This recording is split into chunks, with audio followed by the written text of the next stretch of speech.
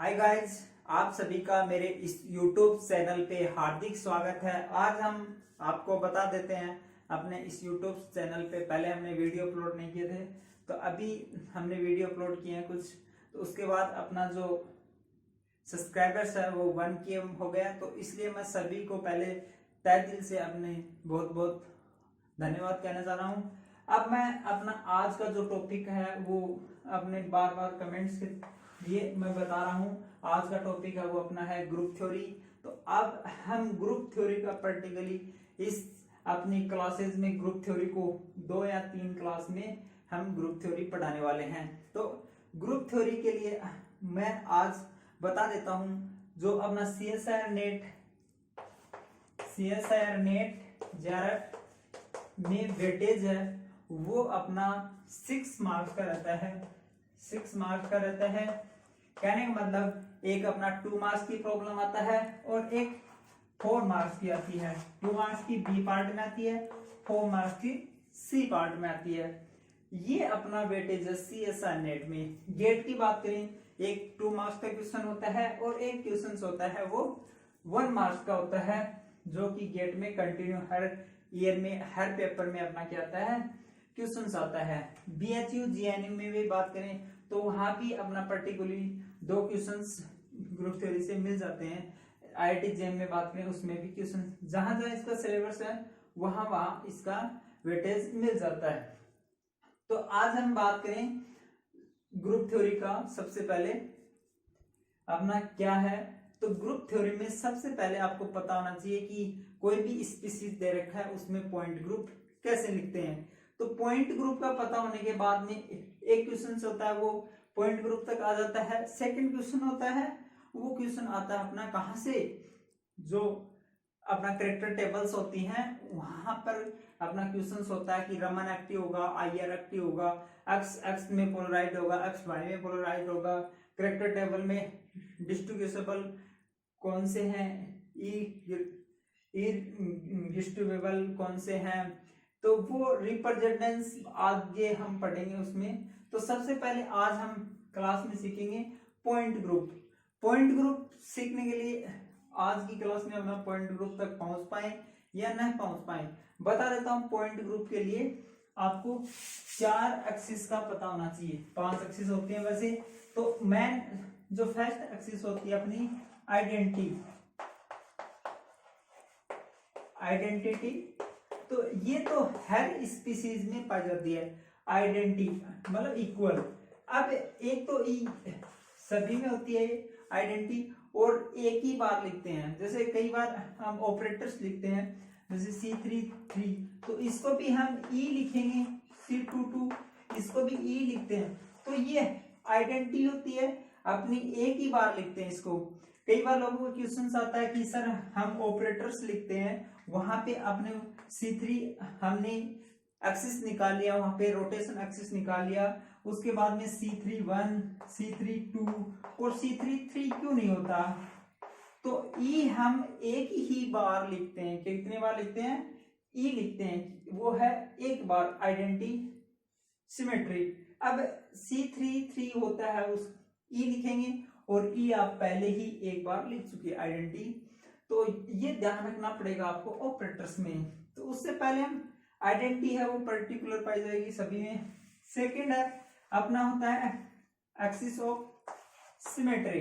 कौन सा, axis of symmetry, जिसको हम रोटेशन सिमेट्री बोलते हैं, रोटेशनल सिमेट्री, जिसको हम CN से डिनोट करते हैं, CN से डिनोट करते हैं। थर्ड होता है अपना प्लेन ऑफ सिमेट्री, जिसको आप मिरर प्लेन ऑफ सिमेट्री भी बोलते हैं, जिसको सिग्मा से डिनोट करते हैं। और 4 नंबर अपना इम्प्रॉपर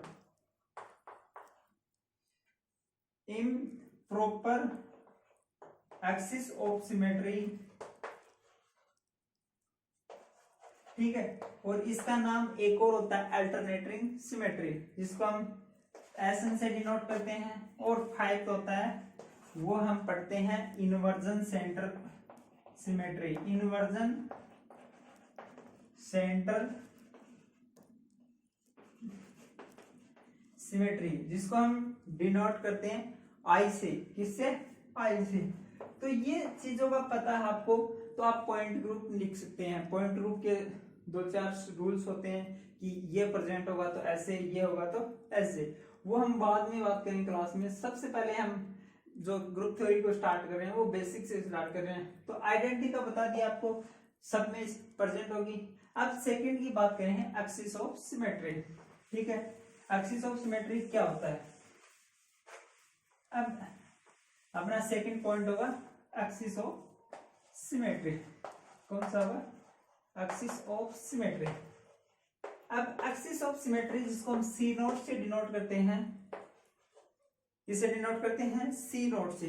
तो आपको एक ऐसी इमेजरी एक्सिस, आपको काल्पनिक एक्सिस जो इमेज पार्ट होता है वो एक्सिस लेना है और उस स्पीसीज में डालना है और उसको आपको रोटेशन कराना है और वो रोटेशन वहां तक कराना है जहां तक कि उसको रोटेट करते करते अपना पहले वाला स्पीसीज नहीं बन जाए। जब तक कि ऐसे अपना ये स्पीसीज है, इसको आप रोटेट करो कि ये वाला एज घूम के 360 के एंगल पर घूमकर वापस वहीं आ जाए सेम। तो उसके लिए जो एक्सिस होती है बोलते हैं, वो एक्सिस क्या कहलाती है? Axis of symmetry. कहने का मतलब एन का मान निकालने के लिए आप 360 बटे थीटा भी लग सकते हैं। अब थीटा होता है जो अपनी स्ट्रक्चर है वो इक्वल स्ट्रक्चर में, जैसे अब ट्राइगोनल की बात करें, ठीक है, ट्राइगोनल में ये 3 स्पीसीज अपने स्पीसीज में एटम जुड़े होते हैं। ठीक है, अब ये इस स्ट्रक्चर को क्या होना चाहिए? इक्वल पार्ट्स में डिवाइड करना चाहिए और इक्वल पार्ट में डिवाइड करने के बाद जो 2 एटम्स है उनके बीच का जो एंगल्स है वो क्या कहलाता है? थीटा कहलाता है। वो तो यहाँ पे हम देखें तो ये कितने बन रहा है? 120 का बन रहा है और इसमें भाग देते हैं तो क्या आ जाता है? 3 एक्सिस हो जाता है। तो ये क्या कहलाती है? एक ऐसी इमेजरी एक्सिस। बता देता हूं, it is a imagery axis through. देखें कि जो आपने 360 बटे थीटा रख दिया, यहाँ पे थीटा का मान बता दिया। अब यहां से ऐसे निकाल सकते हैं कि ऐसा आपको एक्सिस डालना है जिसमें आप इतनी बार घुमाओ कि वो पहले वाली सेम स्ट्रक्चर प्राप्त हो जाए। तो वो क्या कहलाती है? एक्सिस ऑफ सिमेट्री होती है। अब हम कुछ एग्जांपल से इसको हम समझेंगे कि क्या होता है। अब देखो, फर्स्ट एग्जांपल की बात करें हम, H2, बेसिक एग्जांपल H2। ठीक है, H2 का आते ही आपको पता हो गया कि इसकी स्ट्रक्चर होती है वो क्या होती है? वी शेप होती है। क्या होती है? V shape. कहने मतलब ये वाली स्ट्रक्चर हो गई इसकी, 2 लोन पेयर ऊपर लगे हुए हैं, इसके ऊपर नीचे ऐसे, ये वाली स्ट्रक्चर इसकी हो गई। अब इसमें आपको एक ऐसी एक्सिस डालना है, आपको एक ऐसा एक्सिस डालना है कि इसको घुमाने के बाद सेम पहले वाला स्पीसीज प्राप्त हो जाए। अब मैं इसको ऐसे घुमाऊंगा, यहां पे आ गया, एक बार घुमाया, फिर सेकंड बार ऐसे ऐसे दोबारा घुमा के ले आऊंगा, यहां से ऐसे यहां पे, तो ये पहले वाला स्पीसीज प्राप्त हो गया। तो यहां से आप एक एक्सिस डाल रहे हैं और उसका नाम क्या हो गया? C2, क्योंकि हमने यहाँ पे रोटेशन कितने का किया? 2 बार किया। तो ये कौन सा हो गया? C2 हो गया। कौन सा हो गया? C2 axis of symmetry. अब यहां से और भी कोई एक्सिस डाल सकते हैं क्या? ऐसे डाल सकते हैं क्या? इसको ऐसे रोटेट कर सकते हैं, ऐसे कर सकते हैं? नहीं कर सकते, क्योंकि ऐसे करेंगे फिर दोबारा से इसको ऐसे घुमाएंगे तो ये एक दूसरे का यहां किया, इसको ऐसे बेसिकली आपको यहां से C2 घुमाएंगे, घुमाने बाद ये पहले वाला मिरर इमेज बनना चाहिए यहाँ पे, तो इस वाले का स्पीसीज का ये मिरर इमेज बन रहा है। तो ऐसी एक्सिस होगी तभी ही क्या होगी? उसमें एक्सिस ऑफ सिमेट्री होगी। अब नेक्स्ट बात करते हैं हम NH3 की। कौन सी बात करते हैं? NH3 की। NH3 में इस टाइप की स्ट्रक्चर होती है अपनी NH3 की, पिरामिडल टाइप से स्ट्रक्चर होती है और ये ऊपर लोन पेयर होता है। अब इस स्पीसीज में आपको क्या डालना है, एक एक्सिस डालना है और उसको रोटेट करना है कि अपना इमेज बनता रही। तो यहाँ से आप इसको रोटेट करेंगे तो ये वाला ऑरेंज कलर को आप घुमा के लाएंगे, यहाँ आएगा और सेम स्ट्रक्चर बन रही है, फिर दोबारा लेकर यहाँ आएगा, फिर थर्ड बार यहाँ आएगा। तो इसको कितनी बार घुमाने के बाद ये अपना पहले वाले सेम स्ट्रक्चर में आ रहा है, 3 बार घुमाने पे, तो इसलिए इसमें जो एक्सिस होगा वो C3 होगा। इसके अलावा इसमें कोई एक्सिस नहीं होगा, ठीक है। इसमें एक तो एक्सिस होती है वो प्रिंसिपल एक्सिस होती है और एक सब्सिडियरी एक्सिस होती है। प्रिंसिपल एक्सिस होती है जो अपने पास स्पीसीज है उसमें जो भी एटम जुड़े हुए हैं वो मैक्सिमम एटम से गुजर रहा हो एक्सिस, उसको हम प्रिंसिपल एक्सिस लेते हैं, ठीक है। अब आज हमने H2 और NH3 की बात की है। थर्ड एग्जाम्पल की बात करें हम BF3। अब जो BF3 की स्ट्रक्चर होती है वो ट्राइगोनल होती है, इस टाइप से इसकी स्ट्रक्चर होती है ट्राइगोनल, ठीक है। ये वाली ट्राइगोनल स्ट्रक्चर होगी इसकी, सॉरी ये F और F, ये B। अब इसमें आप एक ऐसे एक्सिस डाल सकते हैं, यहाँ रोटेट करेंगे, एक वाला F यहाँ आएगा, फिर यहाँ आएगा और फिर यहाँ आएगा, ठीक है।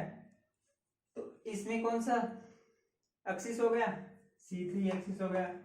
इसके अलावा भी इसमें और एक्सिस डाल सकते हैं, वो ऐसे डाल सकते हैं, इस वाले F से और B में डाल देंगे और इसको आप रोटेट कराएंगे, ठीक है। ये वाला F इधर आ जाएगा और ये वाला F इधर आ जाएगा।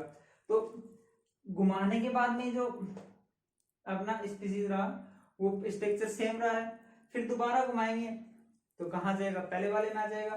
तो कहने का मतलब इसमें कौन सा आ रहा है, C2 आएगा। और C2 कितने हो सकते हैं, वो 3 हो सकते हैं, एक बार इधर से, एक बार इधर से, एक बार इधर से, 3 C2 होंगी। नेक्स्ट बात करें हम XeF4 की बात करें, XeF4 जिसकी स्क्वायर प्लेनर स्ट्रक्चर होती है, XeF4 की स्ट्रक्चर होती है वो स्क्वायर प्लेनर होती है, ठीक है। कौन सी होती है, स्क्वायर प्लेनर स्ट्रक्चर होती है। अब ये वाले हम स्ट्रक्चर बता देते हैं आपको, ये वाली स्ट्रक्चर होती है, ठीक है। ये लोन पेयर होता है, नीचे लोन पेयर होता है, ये F लगा होता है, यहाँ F होता है, यहाँ F होता है, यहाँ F होता है और बीच में जिनोन होता है। अब यहाँ से आपको घुमाएंगे 1 बार सेम स्ट्रक्चर, 2 बार पहले वाली सेम स्ट्रक्चर, 3 बार सेम, 4 बार घुमाने के बाद जो पहले स्ट्रक्चर स्टार्टिंग जहां से किया था वहीं आ गए। तो इसमें वैसे भी देखें तो इनके बीच में इक्वल सिमेट्री रखने के लिए स्ट्रक्चर में जो एंगल्स है वो 90 डिग्री का है, और मैंने बताया था n का मान 360 बटे थीटा से भी निकाल सकते हैं, और यहाँ 360 बटे 90, कहने का मतलब क्या आ गया, 4 आ गया। तो यहाँ पे 4 अपना एक्सिस ऑफ सिमेट्री होगा, तो कहने का मतलब इसमें कौन सी प्रेजेंट होगी, C4। अब C4 के अलावा भी प्रेजेंट हो सकती है, देखना पड़ेगा। तो अब यहाँ से इस स्पीसीज से, ठीक है, इस स्पीसीज से, और इसको अब ऐसे घुमा देते हैं तो लोन पेयर अपना यहाँ गया, ठीक है, नहीं हुआ, स्ट्रक्चर सेम नहीं हुआ ना पहले वाला।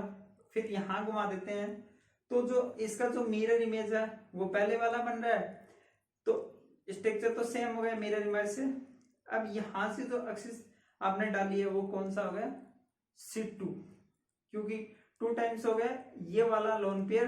अब एक बार तो इधर दोबारा घुमाएंगे तो सेम नीचे वाला आ जाएगा, तो इसमें कौन सा आ जाएगा, C2 आ जाएगा। एक C2 तो ऐसे हो सकती है, एटम से जाएगी, एक C2 बीच से भी हो सकती है। तो इसमें 2C2 तो ऐसे होती हैं और 2C2 ऐसे होती हैं जो कम एटम से गुजरती है, ओनली जिनोन से जाती है। ये वाली अपनी F और जिनोन 3 से जाती है, तो ये अलग हो गई और ये अलग हो गई। 2 टाइप्स की इसमें C2 पाई जाती है। नेक्स्ट बात करें हम, जो एथेन होता है ना, एथेन की बात करें, नेक्स्ट बात करें हम एथेन की, ठीक है। कौन से की बात करें, एथेन की, C2H6, कहने का मतलब CH3 ठीक है। अब ये स्ट्रक्चर ऐसे हो गई CH3 और CH3। अब इसकी स्ट्रक्चर होती है वो दो टाइप से होती है, ठीक है। एक तो होती है स्टैगर्ड और एक होती है इक्लिप्स्ड। इक्लिप्स्ड में तो क्या होता है, जो यहाँ H है वो सेम नीचे H होगा, और यहाँ H है तो उसका नीचे H होगा। और स्टैगर्ड में क्या होगा, H है वो एक दूसरे के बीच में होंगे, कहने वाला यहाँ ऊपर जो अपने H थे ये वाले H, तो नीचे वाले के बीच में होंगे H, ठीक है। एकदम मिरर प्लेन में नहीं होंगे, एकदम नीचे नहीं होंगे। तो ये वाला कौन सा हो गया आपका, इक्लिप्स्ड हो गया, और एक होगा अपना स्टैगर्ड। तो अब हम इक्लिप्स्ड में डालते हैं तो एक ऐसी एक्सिस डालेंगे और उसको घुमाएंगे, एक बार घुमाएंगे स्ट्रक्चर सेम आ रहा है मिरर से, सेकंड बार घुमाएंगे सेम आ रहा है। तो इसको आप कितनी बार घुमा सकते हैं, 3 बार घुमाने के बाद में क्या होगा, अपना पहले वाले पॉइंट पे आ जाएंगे। तो एक तो इसमें C3 होगा, ठीक है, क्या होगा C3 होगा, और एक आप यहां से डाल सकते हैं और इसको ऐसे घुमा सकते हैं, C2 होगा, क्या होगा, एक C2 होगा इसमें, एक इसमें C2 होगा। अब C2 है वो कितने होंगे, ठीक है, C2 कितने होंगे, एक C2 तो इसको ऐसे घुमा सकते हैं ऊपर से नीचे, और C2 कहां से डाल सकते हैं, इसके बीच से, यहां यहां और यहां ऐसे डाल सकते हैं ना, या इस वाले के नीचे सेम में डाल सकते हैं, इस वाले के डाल सकते हैं C2 ऐसे एक्सिस, और एक वाले इस वाले के। तो टोटल कितना हो गया, 3 हो गया। तो 3 C2 होगी और 1 क्या होगी इसमें, C3 होगी। ये अपना किसकी बात की है मैंने, इक्लिप्स्ड की बात की है। नेक्स्ट बात करते हैं स्टैगर्ड की।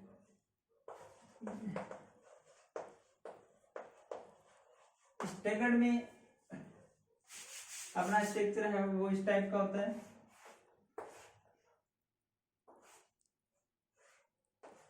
ये वाला स्ट्रक्चर होता है ना, ठीक है। तो इसमें भी क्या होगा, पर्टिकुलरली स्टैगर्ड की बात करें उसमें भी C3 होगा, एक तो क्या होगा C3 होगा, और नेक्स्ट क्या होगा इसमें 3C2 होगा। ये तो हमने बात की है स्टैगर्ड एथेन की। अब इक्लिप्स्ड एथेन की भी बात कर लिया हमने। तो ऐसे आप हर स्पीसीज में आप क्या निकाल सकते हैं, एक्सिस ऑफ सिमेट्री देख सकते हैं, ठीक है। मैंने पर्टिकुलरली 1-2 एग्जांपल से आपको समझा दिया, और जिस एग्जांपल में प्रॉब्लम हो तो शेयर कर सकते हैं। अब हम नेक्स्ट पढ़ेंगे इन्वर्जन सेंटर। क्या पढ़ेंगे, inversion centre of symmetry, inversion centre. तो हम पर्टिकुलरली बात करें 3rd नंबर, इन्वर्जन या एक्सिस ऑफ या centre of symmetry, centre of symmetry, ठीक है। अब ऐसा सेंटर लेना है किसी भी स्पीसीज में, और उसके बोथ साइड, दोनों साइड में जाने पे आपको इक्वल ग्रुप प्राप्त होंगे, तो उसको हम बोलेंगे सेंटर ऑफ सिमेट्री। कहने का कौन बात करें, हम बेंजीन ले लेते हैं, ठीक है। ये मैंने बेंजीन ले लिया आपको। अब यहां मैंने कोई पॉइंट डाला, अब यहां पे अपना क्या है CH, यहाँ पे भी अपना CH है। इस पॉइंट डालने के बाद में इस डायरेक्शन में जा रहे हैं तो अपना सेम ग्रुप प्राप्त है, और इसी के अपोजिट डायरेक्शन में जाने पर भी हमें क्या होना चाहिए, सेम ग्रुप प्राप्त होना चाहिए, तो उसको हम बोलेंगे सेंटर ऑफ सिमेट्री। अब यहाँ से अपना सेम हो रहा है, यहाँ अपना सेम हो रहा है, इधर देखें तो ये सेम हो रहा है, ये सेम हो रहा है, तो ऐसे में सेम हो रहा है, तो ये क्या हो गया, अपना इन्वर्जन सेंटर हो गया। अब तो इसमें जो बेंजीन होती है, अपना बेंजीन, उसमें क्या होता है I प्रेजेंट होता है, नेक्स्ट बात करते हैं हम जो अपना इनऑर्गेनिक बेंजीन जिसको हम बोरेक्स बोलते हैं, B3N3H6। अब जो स्ट्रक्चर होती है वो ऐसी होती है इसकी, BBBNNNH। अब इसमें इन्वर्जन सेंटर यहां डाला हमने, सेंटर सिमेट्री। अब यहां जो ग्रुप है इसके अपोजिट डायरेक्शन में सेम ग्रुप है क्या? नहीं है ना, तो इसमें इन्वर्जन सेंटर ऑफ सिमेट्री नहीं होता है। कहने का मतलब सेंटर ऑफ सिमेट्री नहीं प्रेजेंट होती है। किसमें नहीं होती? अपने इनऑर्गेनिक बेंजीन में नहीं होती है। ठीक है, इसी आधार पर नेक्स्ट एग्जांपल की बात करें, H2 की बात करें। H2 में ये HH, ये O।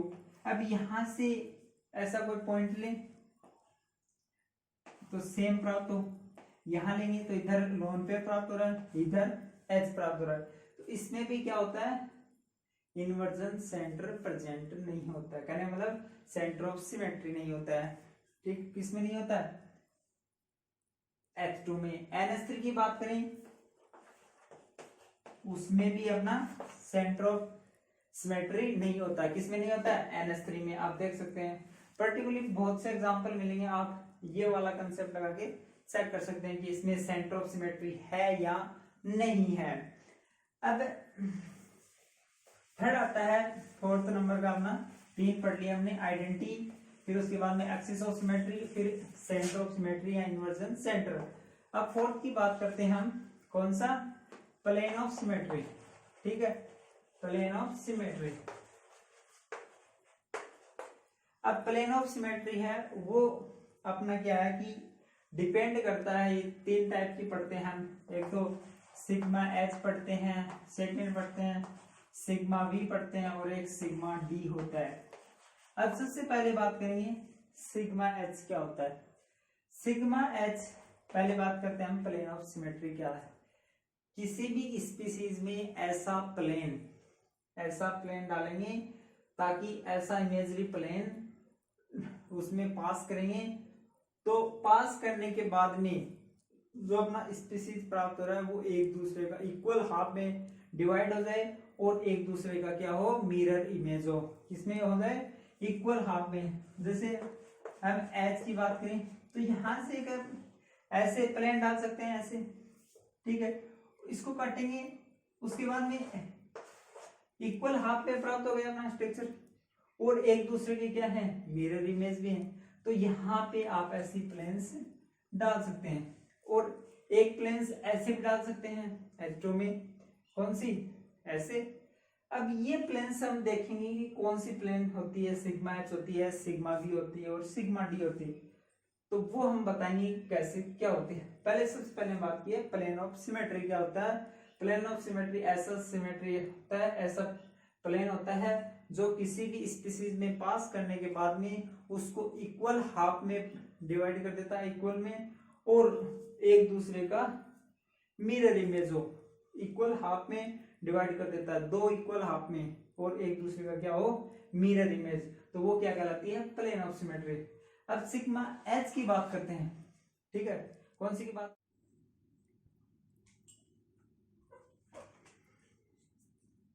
अब हम सिग्मा H की बात करेंगे तो सिग्मा H में एक ऐसा इमेजरी प्लेन डालते हैं किसी भी स्पीसीज में। दो कैसे डालते हैं? तो पहले हमने प्लेन ऑफ सिमेट्री के बारे में बात कर लिया। अब हम बात करते हैं सिग्मा H की। तो सिग्मा H है वो अपना प्रिंसिपल एक्सिस के क्या हो? परपेंडिकुलर होना चाहिए। ऐसा प्लेन जो अपना प्रिंसिपल एक्सिस ऑफ सिमेट्री होता है, प्रिंसिपल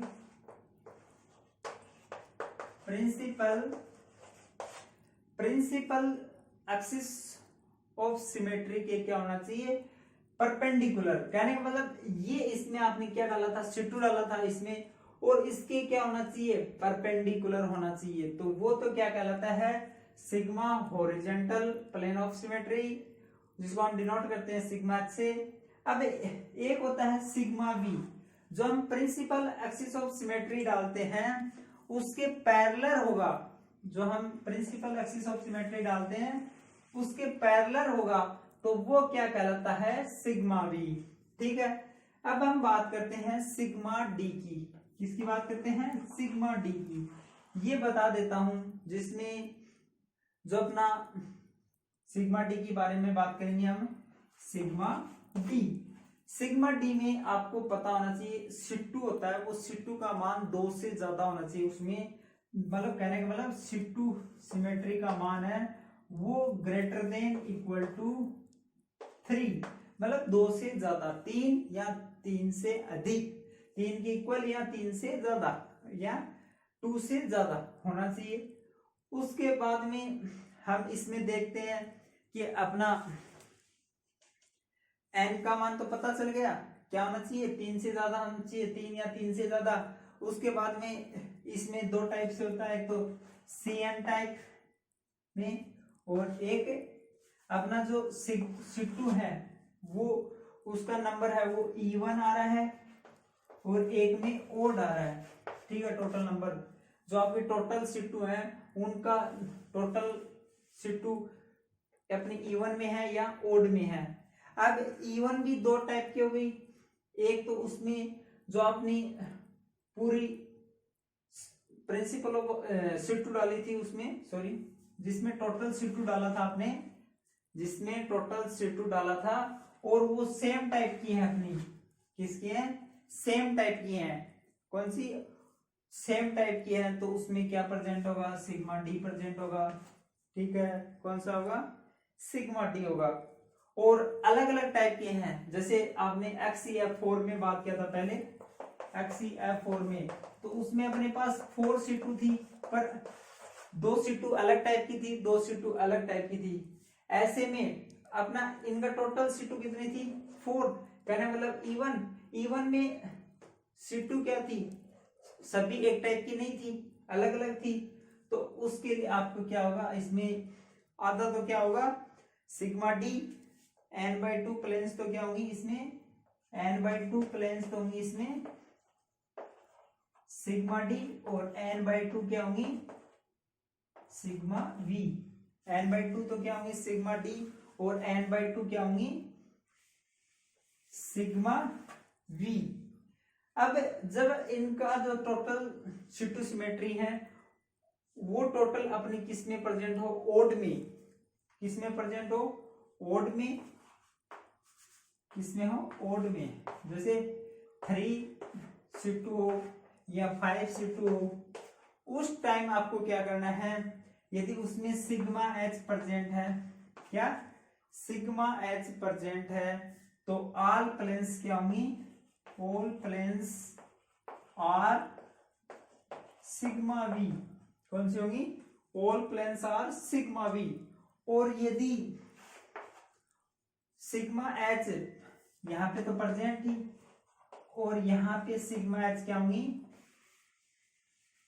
एब्सेंट, उस टाइम आपका क्या होगा, एब्सेंट अपना सिग्मा एच, तो उस टाइम अपनी टोटल क्या होंगी, सिग्मा डी होंगी। क्या होंगी, सिग्मा डी होगी। ऑल प्लेन्स क्या होंगी, सिग्मा डी हो। अभी दोबारा इसमें देखते हैं सिग्मा एच में प्लेन ऑफ सिमेट्री, ऐसा मिरर प्लेन जिसको किसी चीज से पास करने के बाद में जो इक्वल हाफ में डिवाइड कर दे और एक दूसरे का मिरर इमेज हो, तो वो क्या कहलाता है, प्लेन ऑफ सिमेट्री।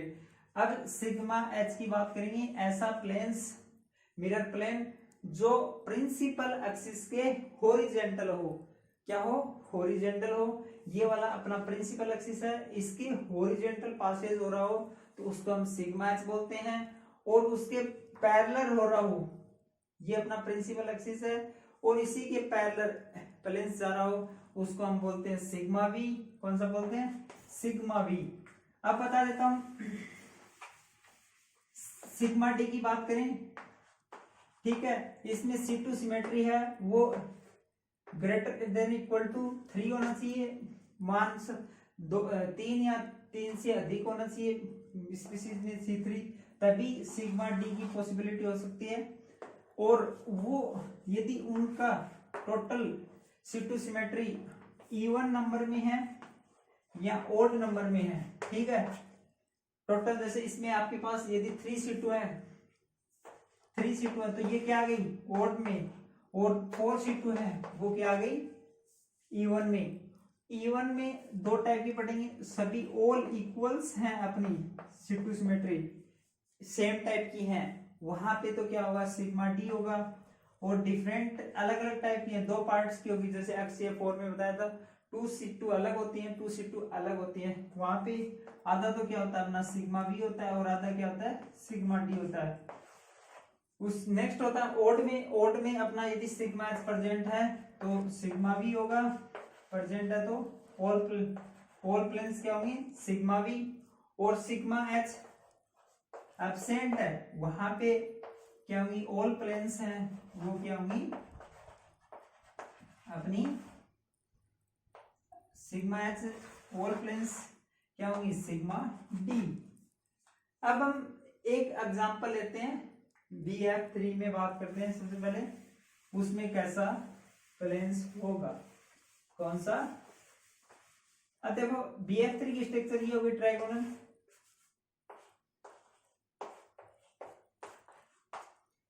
अब एक अपना प्रिंसिपल एक्सिस ऑफ सिमेट्री ऐसा होता है, ठीक है, रोटेशनल C3 होता है, और इसके आप ऐसे परपेंडिकुलर क्या डाल सकते हैं एक्सिस डाल प्लेन डाल सकते हैं, और प्लेन डालने के बाद में वो इनको इक्वल हाफ में डिवाइड कर देगा, और एक दूसरे का क्या है इक्वल हाफ है, वो मिरर इमेज है। तो इसमें अपना सिग्मा एच क्या होता है प्रेजेंट होता है। क्यों होता है क्योंकि प्रिंसिपल एक्सिस के परपेंडिकुलर प्लेन्स प्रेजेंट है, तो उसको हम सिग्मा एच कहेंगे। अब इसमें C2 होती है वो 3C2 होती है, तो अब इसमें सिग्मा डी की बात करें या सिग्मा बी होगी, तो 3 की बात करें। अब टोटल अपना जो C2 है वो क्या हो गया 3C2, और वो नंबर क्या है अपना ओड है, क्या है ओड है, ओड है ना, तो ओड नंबर है, और अपना क्या है 3C2 है वो ओड है अपना नंबर, और यहाँ पे सिग्मा एच प्रेजेंट है, मैंने बताया था ओड में सिग्मा एच प्रेजेंट है, तो ऑल प्लेन्स क्या होंगी सिग्मा बी, तो कहने का मतलब 3 सिग्मा बी प्रेजेंट होंगी। कितनी होंगी 3 सिग्मा बी प्रेजेंट होंगी। अब हम बात करें H2 की, H2 में बात करें, H2 में बात करते हैं H2 की, जिसमें स्ट्रक्चर होती है V टाइप की। हम यहाँ पे C2 डालते हैं, और C2 के पैरेलल ही इसमें मिरर इमेज एक ऐसे डाल सकते हैं, ठीक है पैरेलल। अब कई लोग सोच रहे हैं सर ऐसे डालते हैं और एक ऐसे डालते हैं, तो वो क्या है अपना प्रिंसिपल एक्सिस के पैरेलल ही हो गया, तो उसको हम बोलते हैं सिग्मा बी। और इसमें सिग्मा बी दो टाइप की होती है, एक सिग्मा बी और एक सिग्मा बी डैश, डैश या डबल डैश कुछ भी डिनोट कर सकते हैं। क्यों हो गया क्योंकि एक तो हम जो डायरेक्शन की बात करें 3D में XYZ, तो एक तो हम क्या डाल सकते हैं XY के प्लेन्स में डाल सकते हैं, और एक XZ में सॉरी YZ में, ऐसे तो दो प्लेन्स प्रेजेंट होते हैं H2 में, सिग्मा बी डैश और सिग्मा बी डबल डैश, या सिग्मा XZ या YZ, ऐसे दो प्लेन्स प्रेजेंट होते हैं H2 में। NH3 की बात करते हैं, NH3 उसमें भी सिग्मा बी प्रेजेंट होती है, क्योंकि उसके पैरेलल और वो 3 होती हैं, sigma X dash Y dash Z, sigma X sigma B dash X Z Y Z Z X, 3 types की होती हैं। ये हमने पढ़ा क्या, इसमें क्या पढ़ लिया अभी हमने पढ़ लिया mirror of plane of symmetry, ठीक है। अब नेक्स्ट बढ़ता है अपना अल्टरनेटिंग एक्सिस ऑफ सिमेट्री, या लास्ट बचा है अल्टरनेटिंग एक्सिस ऑफ सिमेट्री या इम्प्रॉपर एक्सिस ऑफ सिमेट्री, वो हम नेक्स्ट वीडियो में करेंगे, और उसके बाद में हम बता देंगे पॉइंट ग्रुप कैसे लिखते हैं, ठीक है।